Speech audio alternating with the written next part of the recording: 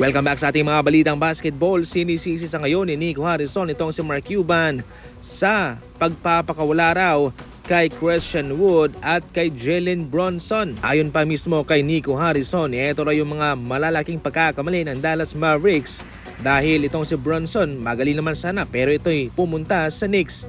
Samantalang si Christian Wood ay kanilang i-trade. Sa Knicks mayroon pong lapses sila kay Jalen Brunson na hindi pa nga ho bumubukas ang free agency ay kanilang kinakausap na ito, which is malaking bawal po sa liga. Pero syempre sa kabila ng kadrama na ito ni Nico Harrison ay naghahanap lang po siya mga idol ng kanyang mapagbibintangan ng pagkaletse-letse ng Dallas Mavericks sa kanyang malaking ginawa, especially sa kanyang pag-trade kay Luka Doncic. So far okay naman yun yung kay Brunson at kay Christian Wood sapagkat mas nag-focus ang Dallas Mavericks kay Luka, which is okay naman dahil nakapasok sila sa NBA Finals. Pero ngayon ay mukhang out of place na itong mga sinasabi niya na imbes na mag-focus sa kanyang malaking pagkakamali kay Luka, parang kanyang ibinabato ang sisi naman kay Mark Cuban. Well, para sa inyo mga idol, ano ang komento ninyo patungkol dyan? I-comment lang sa comment section. Nag-usap ng masinsinan sina Al Horford at Draymond Green mga idol. Sa isang podcast ay sinabi mismo ni Draymond Green na mismong si Al Horford ang tumanong patungkol sa nangyari sa kanila ni Jordan Poole.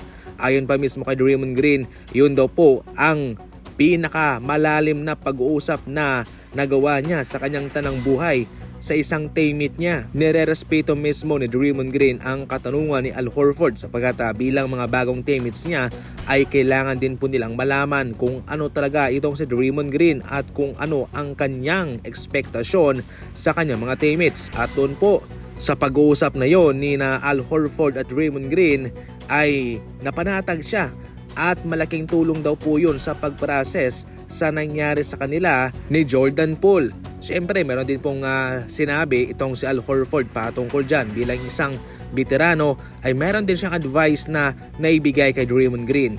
Hindi po naman isinabi rito ni Draymond Green kung ano pa yung kanilang pinag-usapan. Pero so far, ito ho'y masinsinan, malalim na malalim. At ito ho'y nakatulong sa kanya.